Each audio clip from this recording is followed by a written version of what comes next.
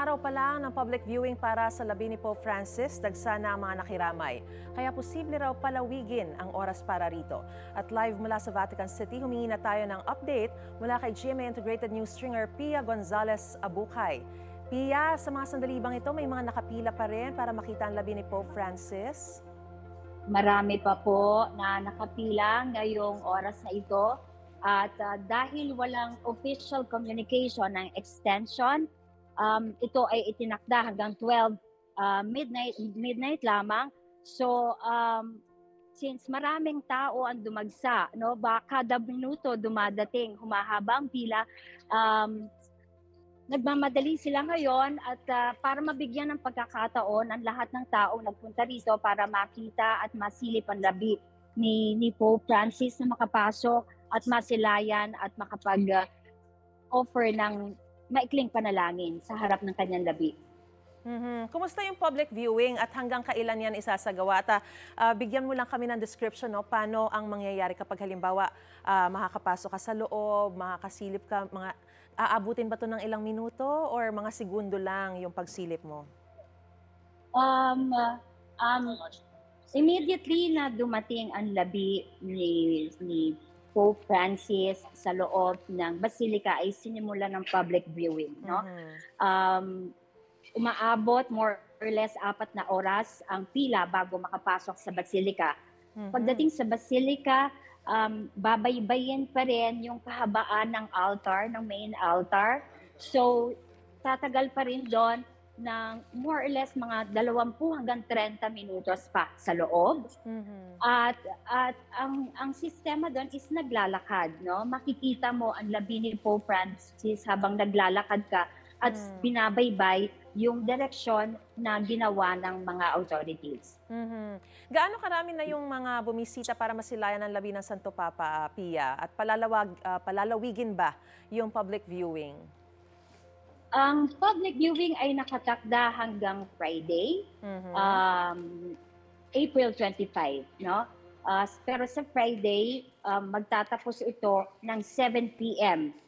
Sa Thursday, ang public viewing ay mag-start ng alas 7 ng umaga, local time, hanggang 12 midnight ulit, local time Italy. Okay. Pero sa Friday, sa April 25, magtatapos ito ng mas maaga, ng 7 p.m. local time, Italy time. Ayun. So kahit na mahaba Dahil pa yung pila, hindi na, kapag halimbawa umabot na ng alas 7 ng gabi, hindi na sila makakapasok. Ganun ba? Ayon sa ulat ng Holy See Press, susimulan na ang pagsasara ng coffin ni Pope Francis, kung kaya't iyon ay tinakda nila hanggang alas 7 ng gabi para din magkaroon sila ng sapat na preparasyon para sa funeral mass sa Sabado ng umaga. And speaking of funeral mass nga, no, leading to that, ano pa yung mga inaasahang aktibidad para kay Pope Francis mamaya dyan sa Vatican? Ayun na nga, magkakaroon ng funeral mass. Hindi pa binibigay ang mga official names ng mga confirms, no, na mga kumpirmado na mga head of state na darating. At iyon daw ay ibibigay sa pagitan ng araw ng Biyernes at ng Sabado, no?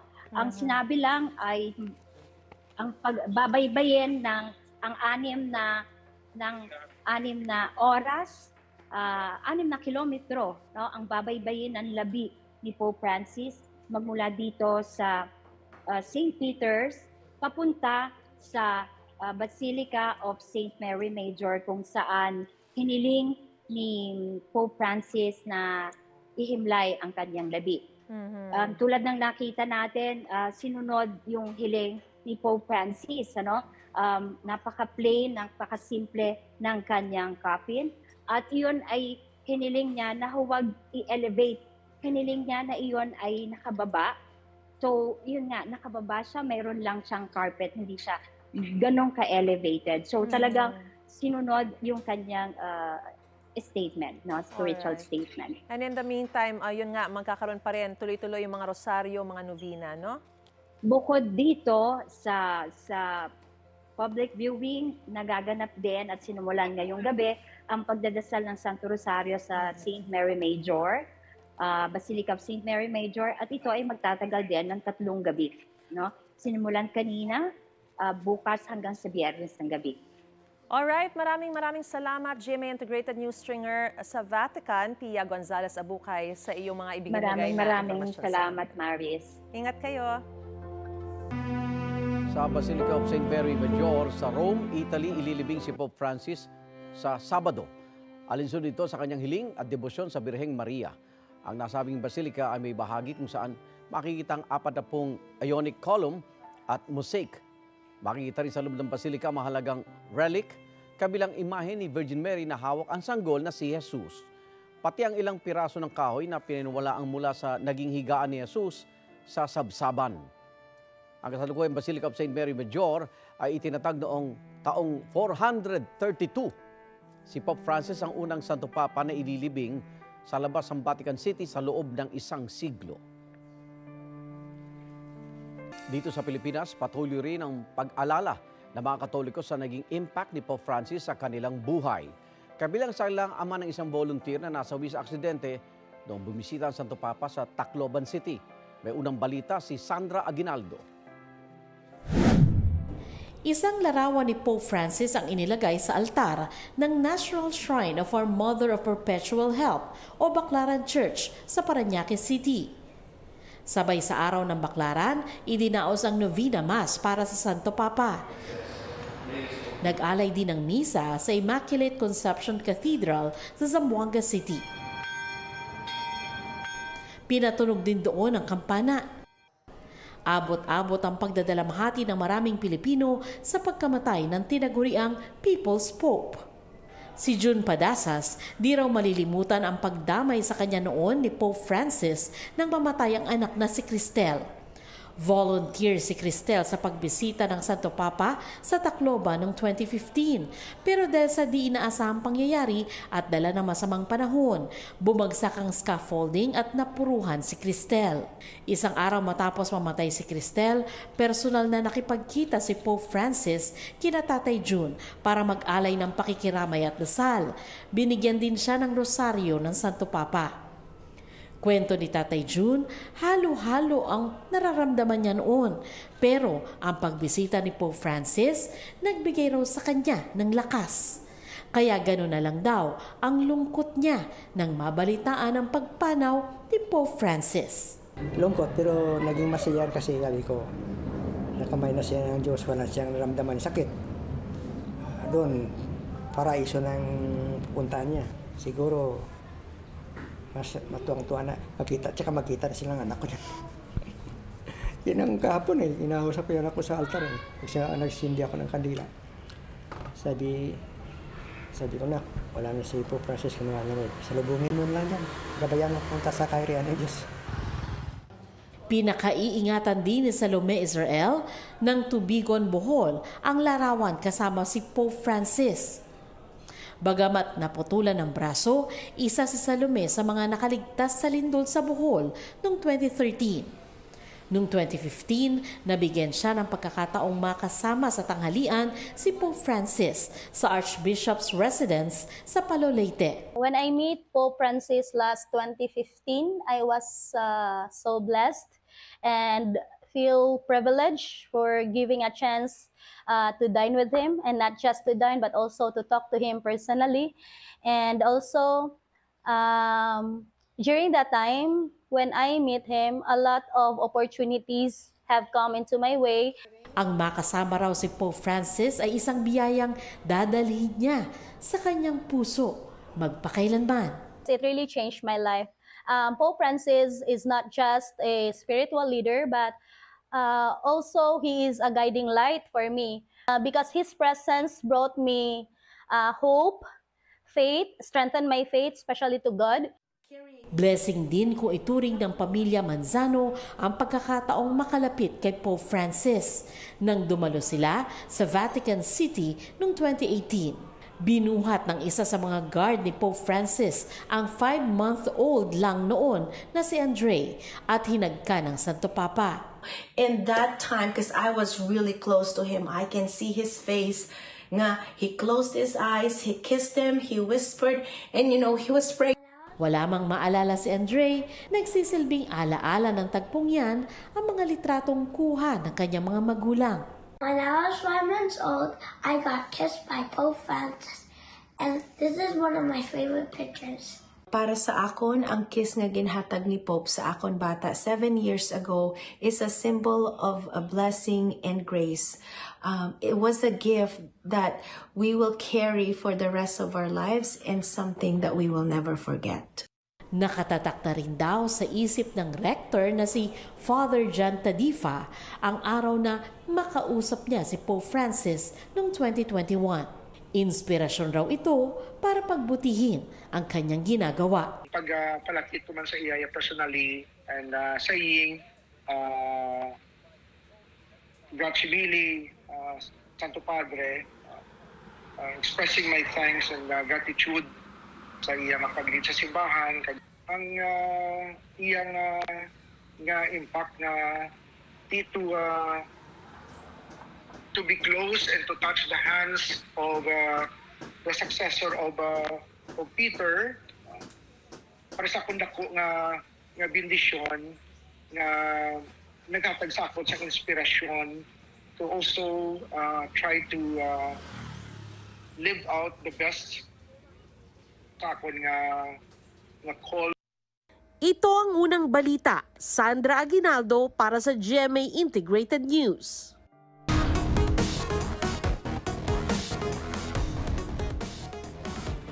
Ilulunsad ng gobyerno sa susunod na linggo ang 20 pesos kada kilong bigas sa ilang piling lugar sa Visayas. Hiling ng ilang taga Metro Manila, dalhin din sana rito ang murang bigas na yan. At live mula sa Maynila, may unang balita, si James Agustin. James. Ivan, good morning. Umaasa nga yung mga nakausap kong mamimili na sana'y makarating sa mga pamilihan yung balak na ipatupad ng gobyerno na 20 pesos per kilong bigas. Sana rin daw ay maganda yung kalidad ng bigas dahil malaking tulong talaga yung murang bigas sa gitna ng mataas na presyo ng iba pang bilihin. Araw-araw dumaraan sa bilihan ng bigas ang security guard na si Glad bago pumasok sa trabaho. 42 pesos per kilong bigas ang binibili niya. Malaki na raw natapya sa presyo niya nito mga nagdaang buwan mula sa dating 52 pesos per kilo. Siyempre po sir, masaya po dahil sa taong mamamayan po nakakatulong po sa atin sir sa pang-araw-araw natin pamumuhay. Si Sally na may-ari ng karinderya sa Santa Cruz, 42 pesos per kilong bigas din ang binibili sa palengke. Malaking bagay sa akin yun, saka sa mga kumakain. Kasi iba, walang pera, budget lang, di ba? Sa tindahang ito sa Blumentritt Market sa Maynila, 42 pesos hanggang 45 pesos ang presyo ng kada kilo ng imported rice. Pasok sa itinakdang maximum suggested retail price o MSRP ng gobyerno. Sa local rice naman may mabibiling 36 pesos per kilo hanggang mahigit 50 pesos depende sa klase. Ang gobyerno ilulunsad na ang programang 20 pesos per kilo na bigas sa susunod na linggo, pero sa ilang piling lokal na pamahalaan pa lang sa Visayas. Ayon sa Department of Agriculture, kalaunan target din itong maipatupad sa buong bansa. Magkakaroon daw ng subsidiya ang gobyerno para maabot ang ganyang presyo. Sabi ng mga mamimili, sana nga'y makarating ito sa mga pamilihan sa Metro Manila. Katulad ko sir na nagtitipid po ng budget, nakakatulong po yan sir para sa amin po sir. Pero bibili po ba kayo kung sakali man yung 20 pesos na bigas? Depende po sir, Sa quality? saka po. Pabor sa akin yun. Kaya lang, sa 20 pesos, kumbaga sa maganda ba yung kalidad ng 20 pesos na yon? Kasi minsan sa halagang 20 pesos hindi mo makakain. May amoy, may lasa. Siyempre bibili ka rin naman kahit namumurahin, yung may kalidad ang kakainin mo. Samantala kapag nasimula na po yung programa na 20 pesos per kilong bigas ay limitado lamang sa 10 kilo bawat pamilya kada linggo yung maaaring bilhin. Yan ang unang balita mula rito sa Maynila. Ako po si James Agustin para sa GMA Integrated News. Bilang na raw mga araw ng mga kakarag-karag na sasakyan sa mga kalsada. Sabi ng Department of Transportation, sisitahin ang mga sasakyan na yan at hindi papayagang pumasada ulit hanggat hindi naaayos. Live mula sa Pasay, may unang balita si Bam Alegre. Bam! Igan, good morning. Isang malawakang repaso ng mga polisiya tungkol sa road safety ang planong isagawa ng Department of Transportation. Kaya naman tinanong natin yung ilang mga kapuso kung ano ba yung mga ayaw nilang galaw sa kalsada na hindi ligtas o kaya naman borderline kamote na. Bumuo ng Special Task Force ang Department of Transportation para pasadahan, pag-aralan at pagbutihin ang mga kasalukuyang polisiya tungkol sa road safety. Kasama sa task force ang Land Transportation Franchising and Regulatory Board o LTFRB at Land Transportation Office o LTO. Ayon sa DOTR, dumarami na kasi ang mga aksidente sa kalsada. Sa Mayo, sisimula na LTO na higpitan ang mga sasakyan na hindi roadworthy o yung mga sira-sira na at hindi na na-maintain ng mahalagang pyesa. Kapag nahuli ang mga sasakyang ganito, bibigyan ng show cause order at kailangan pumasa sa LTO inspection bago muling makabiyahe. Sang-ayon dito ang jeepney driver na si Nelson Elano. Pagandahin lang yun lang. Diba, ayusin lang, huwag tanggalin, diba? Nasa magandang pag-ano naman po yan pag-uusap. Bukod sa kondisyon ng sasakyan, dapat din daw tiyakin na nasa kondisyon ang nagmamaneho at marunong sumunod sa batas trapiko. Wala raw po ang kamote driving sa mga lansangan ng Metro Manila. Yung iba kasing jeepney driver, minsan bigla-bigla na lang paparada na meron naman dapat area na pagpaparada na tama. Kaso ang ginagawa nila, kahit nasa gitna, doon na lang sila nagbababa. Basta-basta ka na lang papasok nang hindi sigurado. Kailangan talaga sure lalo pag nasa kalsada ka. Ingat talaga ng gusto, lalo na ito yung trabaho mo.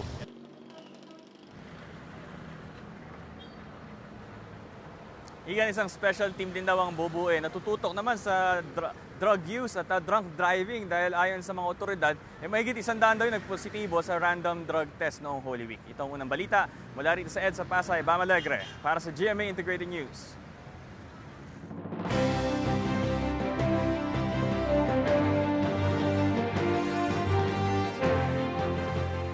Nag-issue mga karagdagang show cause order ang COMELEC sa ilang pangkandidato sa eleksyon 2025.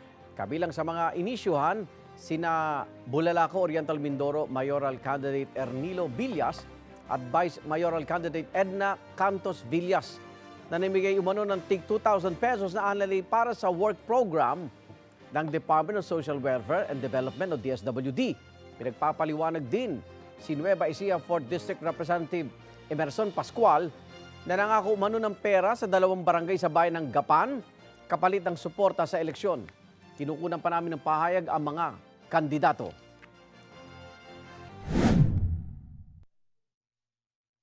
Pagpapalago ng turismo ang idiniin ni Senator Lito Lapid sa Pampanga. Pati si Manny Pacquiao na pagpapaunlad ng kanayunan ng nais. Si Tito Soto, pagsasabatas ng 14th month pay ang isinusulong. Sinabi naman ni Senator Francis Tolentino na ipaglalaban niya ang Pilipinas. Pag-standardize ng sweldo ng mga barangay tanod ang gusto ni Congressman Erwin Tulfo. Nagpasalamat naman si Congresswoman Camille Villar sa suporta ng mga Kapampangan. Isa sa binigyang diin ni Benhar Abalos ang libreng pabahay. Pag-alis sa tax sa overtime pay at bonus ay sinusulong ni Mayor Abby Binay. Ibinida naman ni Senator Bong Revilla ang mga naipasa niyang batas.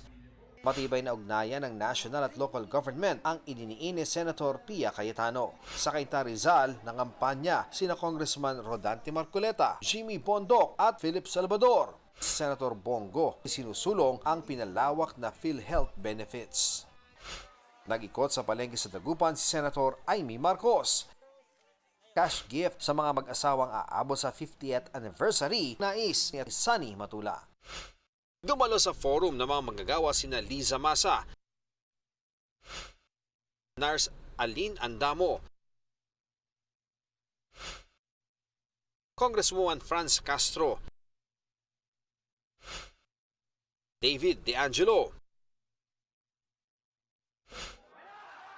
at Attorney Luke Espiritu. Nag-motorcade sa Pampanga si Kiko Pangilinan. Land reform ang binigyang diin ni Danilo Ramos. 1,200 pesos na daily living wage ang isinusulong ni Jerome Adonis. Mas mataas na pondo para sa libreng kolehiyo ang ipinangako ni Bam Aquino. Ligtas at regular na trabaho ay pinapanukala ni Congresswoman Arlene Brosas. Oportunidad sa loob ng bansa ang gusto ni Teddy Casino para sa mga Pilipino.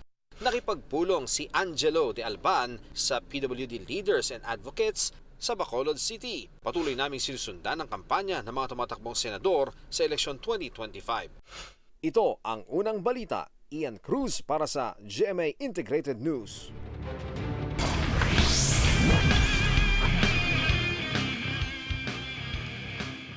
Napapanood na sa telebisyon ang NCAA Season 100 Indoor Volleyball. 2 round ng eliminations ngayong taon bilang pagdiriwang ng centennial year ng Liga. May unang balita si Nico Wahe. Management Committee, I now declare NCAA Season 100 Volleyball competitions open. Let the games proceed. Balik telebisyon ang NCAA Season 100. And this time, indoor volleyball tournament naman ang bibida. Sa opening ceremony, ibinandera ng mga NCAA school ang kanilang roster para sa men's, women's, juniors at girls volleyball. Present ang mga NCAA Mancom representative, maging si GMA Integrated News Regional TV and Synergy Senior Vice President and Head, Oliver Victor B. Amoroso. Ito ang first time na 2 rounds ang eliminations ng NCAA Indoor Volleyball bilang pagdiriwang ng centennial year ng Liga. Every game now is important. Aside from stepping up the level, no? It's more grueling. February 20 nagsimula ang first round of eliminations ng NCAA Season 100 Indoor Volleyball Tournament, kung saan Mapua University ang nangunguna ngayon sa men's volleyball na may 9-0 win-loss record. Habang sa women's volleyball naman, 4 na eskwelahan ang tied at first place na may 7-2 win-loss record.